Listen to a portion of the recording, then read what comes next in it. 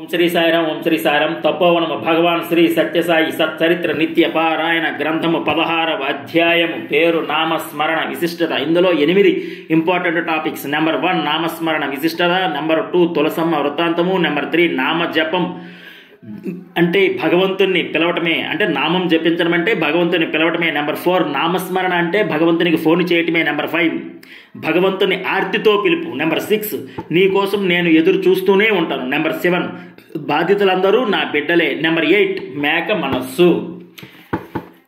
ఒక భక్తుడు స్వామితో, స్వామి శరణాగతి శరణాగతి అంటారు కదా, శరణాగతి చేయటం ఎలా అని అడిగాడు. అప్పుడు భగవాన్ బాబా ఏమన్నారో తెలుసా? బంగారు, నీవు శరణాగతి చేయటం కూడానా? నామస్మరణ చెయ్యు, భగవంతుడే నీకు శరణు అవుతాడు అన్నారు. నామస్మరణ విశిష్టత గురించి చెప్తూ స్వామి నామస్మరణ అన్ని సాధనాల కంటే ఉత్తమమైనది. ఇది ఒక గొప్ప జపం, అమోఘమైన తపం. ఈ నామస్మరణ వల్లనే కుచేలుడు శ్రీకృష్ణుని అనుగ్రహానికి చూరగొన్నాడు. నీవు నామం స్మరించేటప్పుడు ఆ నామాన్ని భక్తితోనూ ప్రేమతోనూ స్మరించు, అది గొప్ప ఫలితాన్ని ప్రసాదిస్తుంది. ఈ కలియుగంలో మోక్ష సాధనకు నామస్మరణ చాలు. నిన్ను బాధించే మనోవికారాలను, దురాశను పోగొట్టి నీకు శాంతిని, తృప్తిని కలిగింపగల దివ్య ఔషధం నామస్మరణ ఒక్కటే. ఏదో ఒక నామమును నీ నిత్య కృత్యంలో ఒక భాగంగా కనీసం 5 నిమిషాలైనా స్మరించడం నువ్వు అలవాటు చేసుకుంటే అది నీకు మంచి ఫలితములను ఇస్తుంది అన్నారు. ఎగ్జాంపుల్ తులసమ్మ వృత్తాంతము.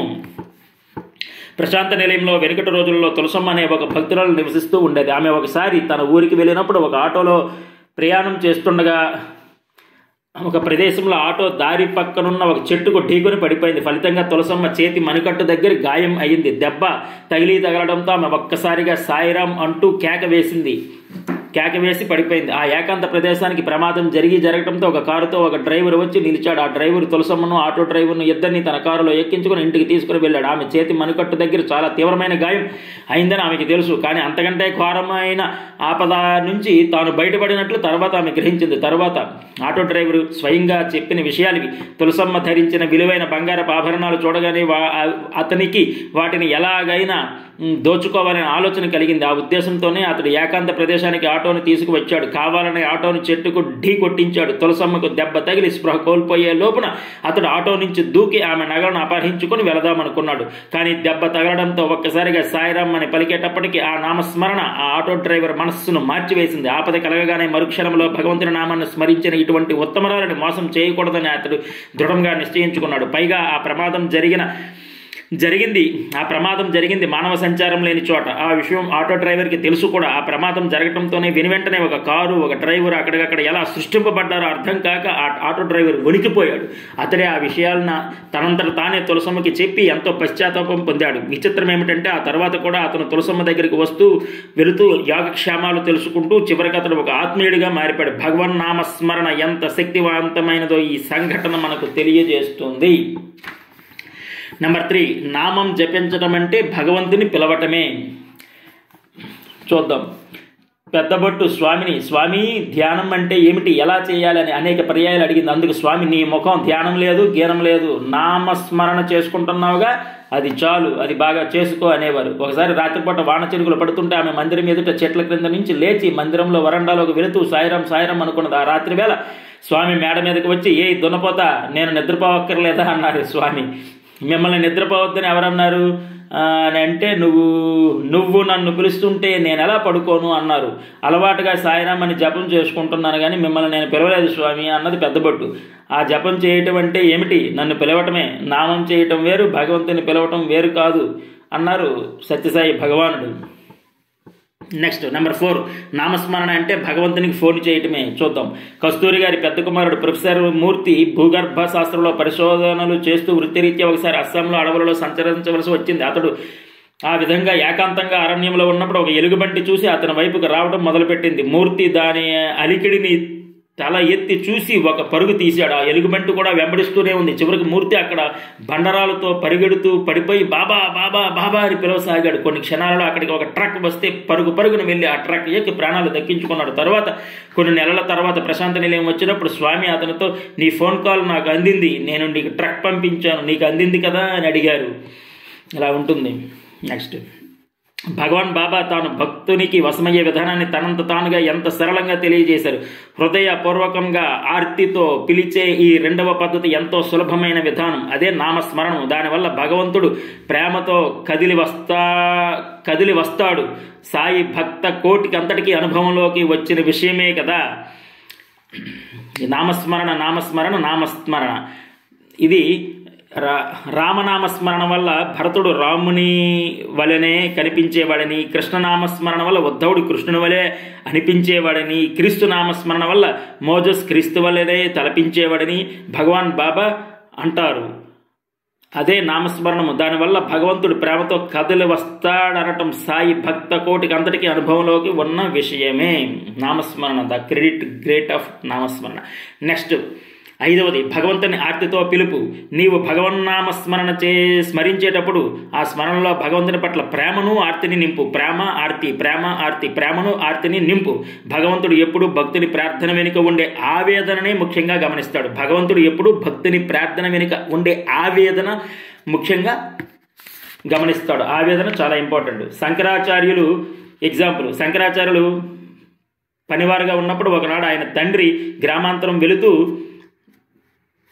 శంకరాచార్యులు పసివారుగా ఉన్నప్పుడు ఒకనాడు ఆయన తండ్రి గ్రామాంతరం వెళుతూ దేవికి పూజ చేయవలసిందని చెప్పి వెళ్ళాడు. ఆయన నిత్యం రాజరాజేశ్వరి దేవి పూజ చేసేవారు. ఆ దేవి వారికి 20 శంకరులు దేవిని అర్చించి పాలను నివేదన చేసి కూర్చున్నాడు. తన తండ్రి నివేదించే పాలను దేవి త్రాగుతుంటే అలాగే ఈనాడు కూడా ఆ దేవి తాను నివేదించిన పాలను త్రాగుతుందని ఆయన భావించాడు. కానీ ఆ విధంగా జరగలేదు. కొంచెం సేపు చూసి, ఏమీ తల్లి, పాలు స్వీకరింపవా, నన్ను అనుగ్రహింపవా అని కన్నీరు కారుస్తూ దీనంగా వేడుకున్నాడు. ఆ పసి హృదయంలోని వేదనకు ఆ తల్లి మనసు ద్రవించింది. ఆమె వెంటనే సాక్షాత్కరించి ఆ గిన్నెలోని పాలు పూర్తిగా త్రాగివేసింది. దేవికి నివేదించగా మిగిలిన పాలను తన తండ్రి ఇంటిలో వారికి తెచ్చి తీర్థంగా ఇవ్వటం అలవాటు. శంకరులు ప్రతిరోజు అలాగే చేస్తూ ఉండేవాళ్ళు.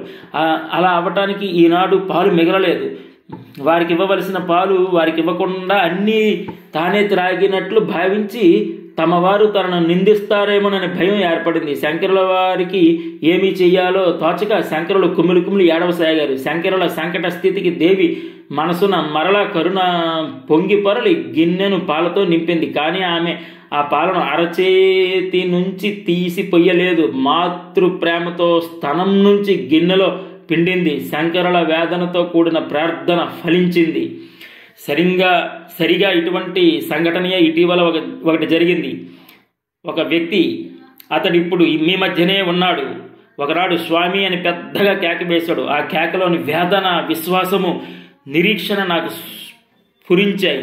అసలు విషయం ఏమిటంటే అతడి భార్య చీరకు నిప్పంటుకుంది, మంటలు రేగాయి. ఆ మహాపదలో ఆమె నన్ను పిలవక మర్చిపోయింది, నన్ను పిలవలేదు. నిస్సహాయ స్థితిలో ఉన్న అతడు నన్ను పిలిచాడు. వారున్న చోటికి ఇన్ని మైళ్ళ దూరము వచ్చి ఆ ప్రమాదం నుండి కాపాడాను. ప్రమాదం కలగకముందే మంటలార్పి వచ్చాను. అది ఆ పిలుపులో వేదనయే అక్కడికి ఆకర్షించింది అన్నారు బాబా. నెక్స్ట్, నీ కోసం నేను ఎదురు చూస్తూనే ఉంటాను. 6th topic. ఒక భక్తుడు దర్శనం సమయంలో ఎంతో ఆర్తితో ఉన్నాడు. సాయినాథుడు అతన్ని ఇంటర్వ్యూ గదిలోకి పిలిచాడు. అతను స్వామి ప్రేమ కోసం, స్వామి సంభాషణ కోసం, స్వామి దివ్య సన్నిధి కోసం తహతహలాడిపోతున్నాడు. స్వామి లోపలికి వచ్చి తలుపు వేసి బోల్ట్ పెడుతున్నారు. ఇంకా అతను ఉండబెట్టలేక, స్వామి మీకోసం నేను 3 వారాల నుంచి ఎదురు చూస్తున్నాను, 3 వారాల నుంచి స్వామి అన్నాడు. అప్పుడు స్వామి వెనక్కి తిరిగి, బంగారు, నీ కోసం నేను ఎన్ని వేల సంవత్సరాల నుంచి ఎదురు చూస్తున్నానో తెలుసా అన్నారు. ఆ మాటకు అతడు నిర్ఘాంతపోయాడు. తన కోసం భగవాన్ బాబా ఎదురు చూస్తున్నారా అని ఆశ్చర్యపోయి ఆ ప్రేమను భరించలాగా అతడు ఒకటే ఏడవసాగాడు. అవును స్వామి మన కోసం ప్రతి క్షణం ఎదురు చూస్తూనే ఉన్నారు. ఎప్పుడు వస్తాడా అని. నీవెప్పుడు వచ్చినా సరే నేను మాత్రం నీ కోసం ఎదురు చూస్తూనే ఉంటాను బంగారు అంటారు స్వామి. నేను ఇప్పుడు రాలేను, కొన్ని బంధాలలో చిక్కుకుపోయాను, కొన్నింటికి బానిసైపోయాను, నేను ఇప్పుడు రాలేను స్వామి అంటాడు మానవుడు. పర్వాలేదు బంగారు, నీవు ఎప్పుడు వచ్చినా సరే, ఎంత ఆలస్యమైనా సరే నేను మాత్రం నీ కోసం ఎదురు చూస్తూనే ఉంటాను అంటాడు భగవంతుడు. ఆ రావటం ఒక్కొక్కసారి కొన్ని జన్మలు కూడా పట్టవచ్చు. స్వామి ఇంటర్వ్యూ అంటుంటే స్వామి వెయిట్ అంటారు. అంటే ఆగు అని అర్థం కాదు. వెయిట్ అంటే బరువుగా ఉన్నావని అర్థం. అంటే తగినంత భక్తి, తగినంత శ్రద్ధ, తగినంత ఆర్తి, తగినంత వేదన సరిపోవట్లేదని అర్థం అక్కడ. అది సో అందుకే బాబా అంటారు, ఆర్తితో, ప్రేమతో, ఆవేదనతో పిలిస్తే తప్పనిసరిగా వస్తాను, కరుణిస్తాను, కటాక్షిస్తాను అంటారు స్వామి. నెక్స్ట్, బాధితులందరూ నా బిడ్డలే. 7th టాపిక్, బాధితులందరూ నా బిడ్డలే. కస్తూరి గారు కర్ణాటకలోని దావణగిరిలో కళాశాల ప్రిన్సిపల్గా ఉద్యోగం చేస్తున్నప్పుడు ఆయన దగ్గర అనంతప్ప అనే బండ్రోతు ఉండేవాడు. అతనికి స్వామి అంటే వల్లమాలిన భక్తి. కస్తూరి గారి ఇంట్లో జరిగే భజనకి కావలసిన పూలు, పళ్ళు, అగరవత్తులు, కర్పూరం వంటి మంచి మంచి వెదకి అతనే బజార్ నుంచి తెచ్చేవాడు. కస్తూరి గారింట్లో స్వామి ఫోటో దగ్గర నిలబడి తన చేతిలో పువ్వు పడేలా చేయమని స్వామిని ఒకటే బ్రతిమాలేవాడు. స్వామితో ఏకాంతంగా సంభాషించేవాడు. స్వామి ఫోటో నుంచి తీసివేసిన పాత పూల దండను అతని చేతికి ఇచ్చినప్పుడు దానిని అతడు దివ్య ప్రసాదంగా భావించేవాడు. స్వామి ఒకసారి తన పెద్ద సైజు ఫోటో ఒకటి కస్తూరి గారికి ఇచ్చి, ఈ పటాన్ని దావణగిరి తీసుకువెళ్ళి అనంతప్ప మందిరంలో ఉంచు అన్నారు. అతని పూరిగుడిసె స్వామి మాటతో మందిరమైంది. ఆ ఫోటోలో నుంచి పడే విభూతి కోసం ఎందరో పెద్దలు వచ్చేవారు. అతడు లంకలో విభూషణ వంటి వాడని స్వామి ఒకసారి అన్నారు కూడా. అనంతప్ప చిన్న కుమార్తె భర్త మైసూరు రైల్వేలో పనిచేస్తూ ఉంటాడు. బెంగళూరు నగరంలో ఒక మారుమూల ఇంట్లో వాళ్ళు ఉండేవారు. అతని భార్య మీద అనుమానం ఎక్కువ. ఈ అనుమానం వల్ల అతను ప్రతి క్షణము ఆమెను వేధిస్తూ ఉండేవాడు. ఆమెను ఇంట్లో బంధించి ఖైదీలా చూసేవాడు. అతన్ని ఎవరూ సరిదిద్దలేకపోయారు. చివరికి ఆమె ఈ బాధల్ని భరించలేక భర్తతో తనని పుటపర్తి సాయిబాబా దగ్గరికి తీసుకువెళ్ళు అని చెప్పింది. బాబా మీతో నేను మీ పట్ల విశ్వాసం కలదానని చెబితే నన్ను కాపురం చేయనివ్వండి, లేదా నన్ను నా జీవితాన్ని పుటపర్తిలో సమాప్తం చేసుకుంటారని చెప్పింది. ఆమె విసిగిపోయింది అనమాట. అనంతప్ప, అతని భార్య, కూతురు, అల్లుడు అంతా కలిసి పుటపర్తి వచ్చారు. బాబా ఎంతో దయతో వారందరినీ ఇంటర్వ్యూ గదిలో పిలిచి అనంతప్ప అల్లుడితో, నీ భార్య చాలా ఉత్తమరాలు, సీతవలే పవిత్రమైనది, శివునికి పార్వతీదేవి వంటిది అని వివిధ రకాలుగా బోధపరిచి చెప్పారు. కానీ అతనికి ఆ మాటలు రుచించగా ఇష్టం వచ్చినట్లు పెద్దగా అరవటం ప్రారంభించాడు. బాబా అతనిని బయటికి నెట్టవేసి తలుపులు వేసి అనంతప్పతో ఏమీ బాధపడవద్దని, అతడు తప్పక మారతాడని, వారిద్దరూ ఆనందంగా ఉంటారని ధైర్యం చెప్పారు. అనంతప్ప కుటుంబం అంతా తిరిగి ప్రయాణమయ్యారు. వారు పెనుగొండ చేరేటప్పటికి బాగా ప్రొద్దుపోయింది. వారు గుంతకలు వచ్చేసరికి అర్ధరాత్రి రైలు కోసం స్టేషన్లో కూర్చున్నారు.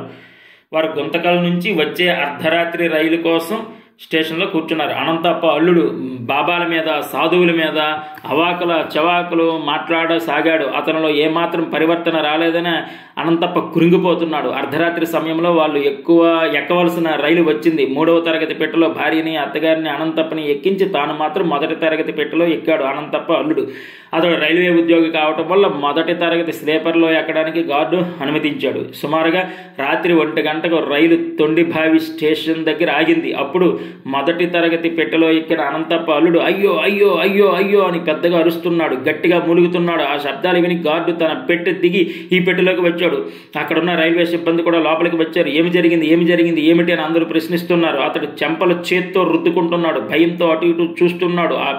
ఈ పెట్టెలోకి ఎవరు ఎక్కారు? నిన్ను చెంపలు వాచిపోయేలా కొట్టింది ఎవరు? ఏమి జరిగిందని గార్డు అడిగాడు. అప్పుడు తను మూలుగుతూ ఏడుస్తూ రైలు దిగి స్టేషన్ మాస్టర్ గదిలోకి వచ్చి కూర్చొని చెప్పసాగాడు. తొండిభావి స్టేషన్ ఇంకా 6 మైళ్ళ దూరం ఉండగానే ఆ కంపార్ట్మెంట్లో ఒక్కసారిగా దీపాలు వెలిగాయి. వెంటనే నేను పక్క మీద నుంచి లేచి కూర్చున్నాను. ఇంతలో ఆ ప్రదేశం అంతా ఎర్రని కాంతితో నిండిపోయింది. అంతా బాబా ఆక్రమించినట్లుగా కనిపించారు. ఇక అక్కడ నుండి బాబా నా చెంపల మీద వాయించడం మొదలుపెట్టారు. అన్ని వైపులా బాబాయే నిండిపోయి ఉన్నారు. అన్ని వైపుల నుండి ఆ దెబ్బలు తగులుతూనే ఉన్నాయి. ఆ అమ్మాయి అమాయకురాలు. నేను చెప్తే నువ్వు వినవా?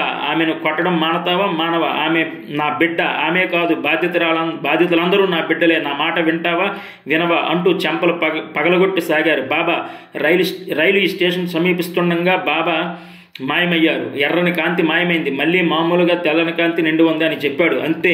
ఆ సన్నివేశం తర్వాత వారి జీవితమే మారిపోయింది. వారిద్దరూ ఎంతో అన్యోన్యంగా ప్రేమగా జీవించసాగారు.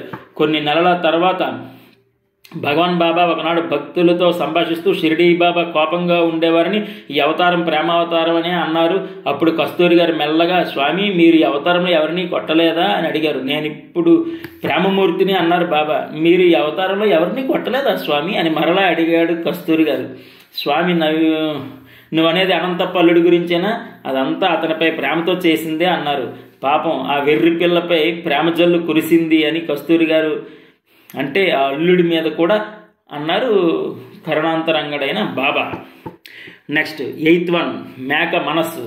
ఒక రాజు గ్రామస్తులను పిలిచి తలా ఒక మేకనిచ్చి బాగా పెంచండి అని చెప్పాడట. అయితే వాటిని తన దగ్గరికి తీసుకువచ్చినప్పుడు అవి ఆకులు తినకుండా ఉండాలని ఒక షరతు విధించాడు. ఆ విధంగా మేకలను పెంచిన వారికి 10,000 రూపాయలు బహుమతి ఇస్తారని ప్రకటించాడు. మేకను బాగా మేపితే ఇంకా ఆకులను ఎట్లా తింటుంది అనుకుని బాగా మేపారు అంతా. ఒక అమ్మాయి మాత్రం తన మేక ముందర ఆకులు పెట్టి అది తినబోయేసరికి మూతిపై కొట్టేది. ఇలా ప్రతిరోజు ప్రాక్టీసు, ఆకులు పెట్టడం, తినబోయేసరికి మూతి మీద కొట్టడం, ఇదే పని అమ్మాయికి. సో ఒకరోజు రాజుగారు అందరినీ మేకలను తీసుకుని రమ్మని హెచ్చరించారు. అందరి మేకలు ఆకులను చూడగానే తింటున్నాయి. ఒక మేక మాత్రం అటువైపు చూడకుండా తన యజమాని చేతిలో ఉన్న కర్రను మాత్రమే చూస్తున్నది. రాజుగారు ఆ మేకను పెంచిన అమ్మాయికి 10,000 రూపాయలు బహుమానంగా ఇచ్చారు. బాబా ఈ వృత్తాంతాన్ని చెప్పి మనస్సుని అరికట్టుకోవడానికి ఈ విధంగా అభ్యాసం చేయాలి. అర్జునుడంతటి వాడు చంచలం హి మన కృష్ణ ప్రమాది బలవదృఢం. అంటే బలవత్తరమైన మనస్సును ఏ విధంగా అరికట్టుకోవాలి అని అడిగితే దీనికి సాధనయే సరియైన మార్గం అన్నాడు కృష్ణుడు అని బాబా తెలిపారు. అంటే మనస్సును ఏ విధంగా అరికట్టుకోవాలి అంటే దానికి సాధనయే సరియైన మార్గం అన్నారు కృష్ణుడు అని బాబా తెలిపారు. ఈ 16వ అధ్యాయం సక్సెస్ఫుల్గా కంప్లీట్ అయిందండి. ఓం శ్రీ సత్యసాయి పరబ్రహ్మణే నమః. Love all, serve all, help ever, hurt never, సర్వే జనా సుఖనో భవంతు, లోకా సమస్త సుఖనో భవంతు. ఓం శాంతి శాంతి శాంతి. Thank you.